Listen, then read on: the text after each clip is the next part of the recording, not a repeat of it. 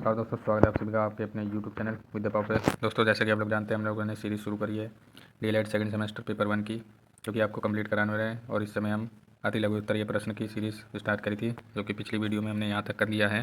तो इसके आगे चलते हैं। अगला क्वेश्चन है, शिक्षा का उद्देश्य है अपने छात्रों को राज्य, देश व ईश्वर के प्रति वफादार बनाना। यह कथन किसका है? तो दोस्तों, यह कथन गांधी जी का है। अगला क्वेश्चन देखते हैं, प्लेटो ने नागरिकों को कितनी श्रेणियों में विभक्त किया है? तो प्लेटो ने नागरिकों को 3 श्रेणियों में विभक्त किया है। अगला क्वेश्चन, वह शिक्षा किस काम की जो कि भविष्य के लिए वर्तमान का बलिदान करती है? यह कथन किसका है? यह कथन रूसो का है। अगला क्वेश्चन देखते हैं, मनुष्य की सबसे बड़ी आवश्यकता, सबसे बड़ा रक्षक चरित्र है, शिक्षा नहीं। यह कथन किसका है? यह कथन स्पेंसर का है। अगला क्वेश्चन देखते हैं, चरित्र की स्थापना करना विद्यालयी शिक्षा व अनुशासन का मुख्य उद्देश्य है। यह कथन किसका है? यह कथन जॉन डीवी का है। शिक्षा का उद्देश्य बच्चों को अच्छे आचरण की शिक्षा देना है। यह कथन किसका है? यह कथन हर्बर्ट स्पेंसर का है। नैतिकता सिखाई नहीं जा सकती, किंतु बीमारी की तरह उसे केवल पकड़ा जा सकता है। यह कथन किसका है? यह कथन स्टारबक का है। अगला क्वेश्चन देखते हैं, शिक्षा मनुष्य की जन्मजात शक्तियों का संतुलित, स्वाभाविक व प्रगतिशील विकास है। यह कथन किसका है? यह कथन पेस्टोलॉजी का है। अगला क्वेश्चन देखते हैं, यह कथन किसका है? शिक्षा का उद्देश्य पूर्ण मानव विकास है। यह कथन पेंटर का है। अगला क्वेश्चन देखते हैं, आदर्शवाद के अनुसार किस जगत का महत्वपूर्ण स्थान है? आध्यात्मिक जगत का। अगला क्वेश्चन देखते हैं, आदर्शवाद के अनुसार ब्रह्मांड की रचना किस शक्ति से हुई है? आध्यात्मिक शक्ति द्वारा हुई है। आत्मनिष्ठ आदर्शवाद के जनक कौन है? आत्मनिष्ठ आदर्शवाद के जनक बर्कले हैं। प्राचीन आदर्शवाद के जनक कौन है? प्राचीन आदर्शवाद के जनक कांट हैं। वस्तुनिष्ठ आदर्शवाद के जनक कौन है? वस्तुनिष्ठ आदर्शवाद के जनक हीगल हैं। अगला क्वेश्चन देखते हैं, नैतिक आदर्शवाद के जनक कौन है? नैतिक आदर्शवाद के जनक प्लेटो हैं। अगला क्वेश्चन देखते हैं, किस दार्शनिक ने सत्यम शिवम सुंदरम को जीवन के शाश्वत मूल्यों या आदर्शों के रूप में व्यक्त किया है? तो प्लेटो ने व्यक्त किया है। अगला क्वेश्चन देखते हैं, आदर्शवादी दर्शन में वस्तु की अपेक्षा किसे महत्व दिया गया है? विचारों को महत्व दिया गया है। प्रश्न विधि के जनक कौन है? प्रश्न विधि के जनक सुकरात हैं। संवाद विधि के जनक कौन है? संवाद विधि के जनक प्लेटो हैं। निगमन एवं आगमन विधि के जनक कौन है? निगमन एवं आगमन विधि के जनक अरस्तु हैं। निर्देशन विधि के जनक कौन है? निर्देशन विधि के जनक हर्बर्ट हैं। तर्क विधि के जनक कौन है? तर्क विधि के जनक हीगल हैं। खेल विधि के जनक कौन है? खेल विधि के जनक फ्राबेल हैं। अभ्यास एवं आवृत्ति विधि के जनक कौन है? अभ्यास एवं आवृत्ति विधि के जनक पेस्टोलॉजी हैं। किस दार्शनिक ने कहा है अध्यापक सही चरित्र का आध्यात्मिक प्रतीक है? तो जेंटेल ने कहा है। आदर्शवादी शिक्षा के प्रमुख उद्देश्य क्या हैं? आत्मानुभूति। आदर्शवादी शिक्षा की कितनी विधियां हैं? आदर्शवादी शिक्षा की 8 विधियां हैं। प्रकृतिवादी का शिक्षा का आधार क्या है? तो मूल प्रवृत्तियां हैं। प्रकृतिवाद ने सीखने की किस विधि को जन्म दिया? ह्यूरिस्टिक विधि। प्रकृतिवाद ने ज्ञान प्राप्ति के लिए किसे आवश्यक माना है? तो ज्ञान के लिए इंद्रियों को आवश्यक माना है। अगला क्वेश्चन, प्रकृतिवाद ने किसके महत्व को अस्वीकार किया है? तो आत्मा और परमात्मा के महत्व को अस्वीकार किया है। अगला क्वेश्चन देखते हैं, प्रकृतिवाद के कितने रूप बताए गए हैं? तो 3 रूप बताए गए हैं। प्रयोजनवाद किसे सर्वोच्च स्थान देता है? प्रयोजनवादी क्रिया को सर्वोच्च स्थान देता है। अगला क्वेश्चन, प्रयोजनवाद किस सत्ता को स्वीकार नहीं करता? प्रयोजनवाद ईश्वरीय सत्ता को स्वीकार नहीं करता। प्रयोजनवाद के अनुसार किसी भी सिद्धांत की कसौटी क्या है? प्रयोजनवाद के अनुसार किसी भी सिद्धांत की कसौटी उपयोगिता है। प्रयोजनवाद किस प्रकार के शासन पर बल देता है? प्रयोजनवाद प्रजातंत्रीय शासन पर बल देता है। प्रयोजनवाद के अनुसार शिक्षा कैसी प्रक्रिया है? प्रयोजनवाद के अनुसार शिक्षा निरंतर चलने वाली प्रक्रिया है। किस दर्शन को अर्थ, क्रियावाद, व्यवहारवाद, कारणवाद, अनुभववाद, प्रयोजनवाद के नाम से जाना जाता है? तो प्रयोजनवाद। किस दार्शनिक के अनुसार प्रयोजनवाद मस्तिष्क का स्वभाव एवं मनोवृत्ति है? तो जेम्स ने कहा है। प्रयोजनवाद के अनुसार सर्वोच्च सत्ता किसकी होती है? तो समाज की होती है। प्रयोजनवाद के अनुसार शिक्षा का स्वरूप कैसा होना चाहिए? व्यवहारिक। प्रयोजनवादी शिक्षा का मूल उद्देश्य क्या है? तो बालक का समाजीकरण। प्रोजेक्टिव मेथड की खोज किसने की थी?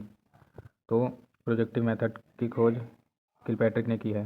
अनुशासन के 4 तत्व किस दर्शन में बताए हैं?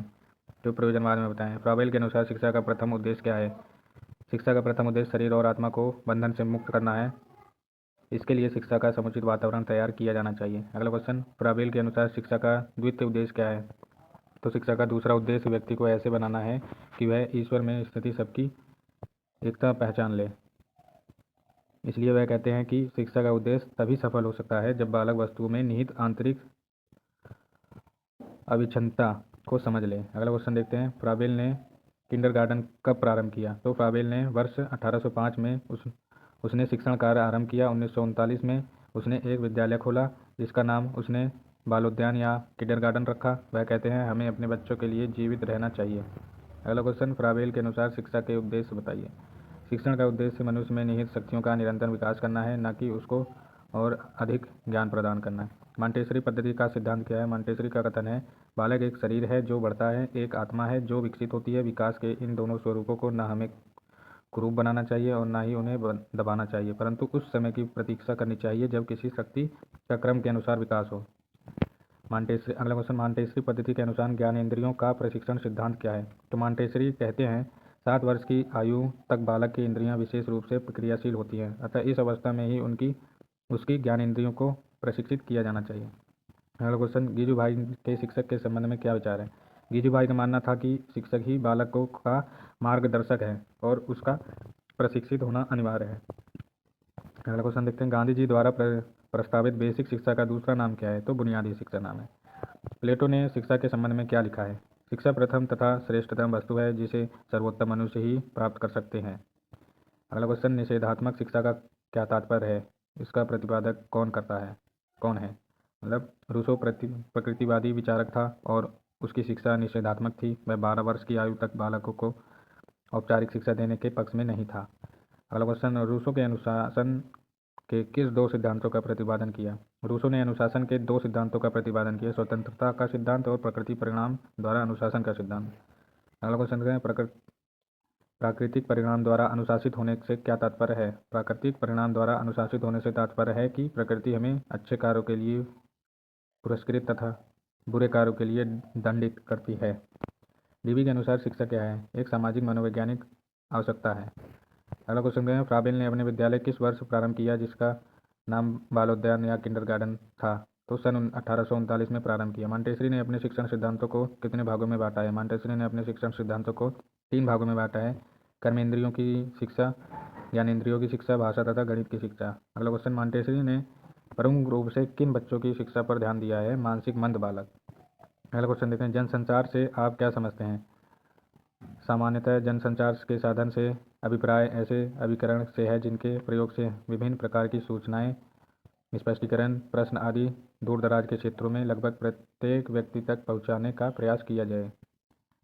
अगला क्वेश्चन देखते हैं, सामाजिक परिवर्तन की क्या परिभाषा है? तो गिलिन का अभिमत है कि सामाजिक परिवर्तन जीवन की मानी हुई रीतियों में होने वाला बदलाव को कहा जाता है, चाहे यह बदलाव भौतिक दशाओं अथवा सांस्कृतिक साधनों तथा जनसंख्या की रचना अथवा सिद्धांतों के बदलाव और प्रसार में अथवा समुद्र के अंदर ही आविष्कारों के परिणाम स्वरूप हुए हों।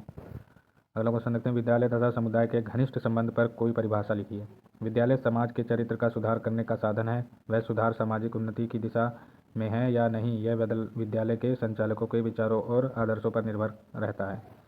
अगला क्वेश्चन देख रहे हैं, मॉन्टेसरी पद्धति में लिखना कैसे सिखाया जाता है? मॉन्टेसरी पद्धति में जब बालक को लिखना सिखाया जाता है तो उससे 3 कार्य करवाए जाते हैं, लेखनी पकड़ने का अभ्यास, अक्षरों के स्वरूप का ज्ञान कराना तथा अक्षरों का उच्चारण करना।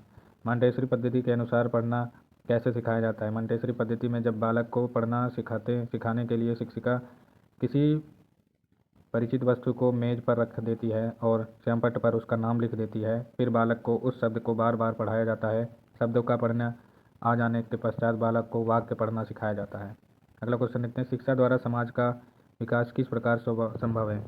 तो शिक्षा समाज के विकास का कार्य करती है, अतः यदि किसी समाज का विकास किया जाना हो तो वहाँ शिक्षा की उत्तम व्यवस्था की जानी चाहिए। शिक्षा का एक कार्य यह है कि यह मनुष्य को यह सिखाए कि व्यक्तिगत हितों की अपेक्षा सार्वजनिक हितों को प्रधानता दी जानी चाहिए। अगला क्वेश्चन देखते हैं, समाज का प्रमुख शैक्षिक कार्य लिखिए। तो समाज बालकों के लिए शिक्षा संस्थानों की स्थापना करता है। उन संस्थाओं को चलाने के लिए उनकी वित्तीय सहायता करता है। समाज शारीरिक विकास के लिए क्या करता है? समाज अपने सदस्यों के शारीरिक विकास के लिए खेलकूद के साधनों का प्रबंध करता है। समाज बालकों के व्यायाम के लिए व्यायामशालाओं का निर्माण करता है। अगला क्वेश्चन, परिवार द्वारा शारीरिक विकास के साधन बताइए। घर पर ही मनुष्य के शारीरिक विकास की नींव पड़ती है। इसके लिए निम्नलिखित बातों का ध्यान रखना चाहिए: हवादार घर, भोजन, वस्त्र, व्यायाम और आराम, व्यक्तिगत स्वच्छता आदि। परिवार द्वारा बालक के शैक्षिक विकास की व्यवस्था किस प्रकार करनी चाहिए? परिवार को बच्चे के शारीरिक विकास के साथ साथ उसके बौद्धिक विकास का भी ध्यान रखना चाहिए। बौद्धिक विकास से संबंधित खिलौने, पहेली बॉक्स, चित्र, पहेलियाँ, शिक्षाप्रद कहानियों की पुस्तकें आदि की व्यवस्था करनी चाहिए। घर को बालोपयोगी कैसे बनाया जाना चाहिए? इस संबंध में गीजूभाई का कथन देखिए। हमारे घरों में ऐसी खूंटियाँ कहाँ हैं कि जिन तक बालक के हाथ पहुँच सके। हमारे घरों में टंगी बढ़ियाँ तस्वीर बहुत ऊंचाई पर टंगी होती हैं, उनकी तरफ हमारे अपना ध्यान ही बहुत कम जाता है। ऐसा स्थिति में उनका बालकों के लिए क्या उपयोग रह जाता है। व्यक्ति और समाज का संबंध बताइए। व्यक्ति और समाज का परस्पर घनिष्ठ संबंध है। यद्यपि यह सत्य है कि व्यक्ति समाज को प्रभावित करता है किंतु वह स्वयं भी समाज से प्रभावित होता है। जन्म लेते ही वह समाज के प्रभाव से आने लगता है। अगला क्वेश्चन है, कोठारी आयोग ने शैक्षिक विद्यालयों के संबंध में क्या लिखा है। कभी कभी इस बात की और पूरी तरह ध्यान नहीं दिया जाता है कि इस समय देश के विभिन्न भागों के शैक्षिक विकासों में भारी असंतुलन मौजूद है। एक राज्य और दूसरे राज्य के विकासों में भारी अंतर दिखाई देता है और एक जिले तक दूसरे जिले के विकास में बड़ा अंतर दिखाई देता है। अगला क्वेश्चन देखते हैं, शिक्षा को व्यवसायीकरण की क्या आवश्यकता है। जनता एवं देश की खुशहाली तभी पूरी हो सकेगी जबकि हमारी शिक्षा प्रणाली इस प्रकार हो कि वह कुशल एवं व्यवहारिक नागरिकों का निर्माण करे, पढ़े लिखे बेकार नागरिकों का नहीं। अगला क्वेश्चन देखते हैं, बचपन छीनता बाल श्रम पर टिप्पणी लिखिए। सरकार ने तब संविधान ने ऐसी व्यवस्था की है कि बच्चे निःशुल्क शिक्षा प्राप्त कर सकें। इसी आधार पर निःशुल्क तथा अनिवार्य प्राथमिक शिक्षा तथा शिक्षा का अधिकार अधिनियम बनाए गए हैं, किंतु निश्चित रूप से पारिवारिक स्थिति अनिवार्य बाल शिक्षा में बाधक है। पारिवारिक परिस्थितियां बाल श्रम को विवश करती हैं। बाल श्रम के कारण बचपन छिन जाता है। जिस उम्र में उन्हें पुष्प के समान विकसित होना चाहिए, उस उम्र में बाल श्रम के कारण उनकी इच्छाएं मनोकामनाएं समाप्त हो जाती हैं और बच्चों का बचपन छिन जाता है। जनसंख्या शिक्षा का अर्थ लिखिए। जनसंख्या में अबाध गति से वृद्धि के परिणाम स्वरूप मानव जीवन के आर्थिक, सामाजिक, राजनीतिक तथा सांस्कृतिक पक्षों पर पड़ने वाले कुप्रभावों के प्रति जागरूक तथा संबंध समाधानों के विषय में वैचारिक क्रांति की शैक्षिक व्यवस्था ही जनसंख्या शिक्षा कहलाती है। जनसंख्या शिक्षा की आवश्यकता क्यों है। जनसंख्या शिक्षा की आवश्यकता निम्नलिखित कारणों से पड़ती है। राष्ट्र प्रगति के लिए, आर्थिक विकास के लिए, मानव संसाधन कुशलता के लिए, परिवार नियंत्रण कार्यक्रमों की सफलता के लिए, परिवार नियोजन के लिए, योजनाओं की सफलता के लिए। NCERT ने कितने मूल्यों को स्वीकारा है। कुल 83 मूल्यों के सूचीबद्ध किया है। घर का परिवार की मूल्यों के विकास में भूमिका बताइए। घर को जीवन की शाश्वत पाठशाला कहा जाता है। बालक अपने पारिवारिक मूल्यों की अनुकृति है। बालक में मूल्यों के विकास हेतु कौन से जनसंचार साधन हैं। Akashvani, Doordarshan, tape recorder, VCR, समाचार पत्र एवं पत्रिकाएं जनसंचार साधन हैं। राष्ट्रीय एकता का अर्थ लिखिए। राष्ट्रीय एकता का अर्थ है देश के विभिन्न राज्यों के व्यक्तियों की आर्थिक, सामाजिक और सांस्कृतिक तथा भाषा विषयक विभिन्नताओं को वांछनीय सीमा के अंतर्गत रखना और समावेश करना है। राष्ट्रीय एकता के लाभ बताइए। भाषा के विकास में सहायक, भ्रष्टाचार का अंत, स्वार्थपूर्ण भावनाओं का विकास, राष्ट्रीय संस्कृति तथा आर्थिक प्रगति में सहायक, सामाजिक प्रगति से में सहायक, राजनीतिक एकता बनाए रखने में सहयोगी। अगला क्वेश्चन देखते हैं, अंतर्राष्ट्रीय सद्भावना का अर्थ बताइए। अंतर्राष्ट्रीयता एक भावना है जो व्यक्ति को बताती है कि वह अपने राज्य का ही सदस्य नहीं है वरन विश्व का नागरिक भी है। बुनियादी शिक्षा के जनक कौन है। बुनियादी शिक्षा के जनक महात्मा गांधी हैं। दोस्तों, आज की वीडियो यहीं समाप्त करते हैं। अगली वीडियो में इसके आगे का पढ़ा जाएगा, जो कि आपका पेज नंबर 39 है। यहाँ से आपको पढ़ाया जाएगा। तो आज की वीडियो यहीं तक समाप्त करते हैं। मिलेंगे अगली वीडियो में। तब तक के लिए goodbye, take care, have a nice day. PDF के लिए DM कर सकते हैं इंस्टाग्राम पे, ठीक है, और मेल कर सकते हैं, जो कि आपको चैनल के डिस्क्रिप्शन में मिल जाएगा। चैनल को सब्सक्राइब कर लें, वीडियो को लाइक करें और शेयर करें अपने दोस्तों में, ताकि हमें भी मोटिवेशन मिले। Good bye.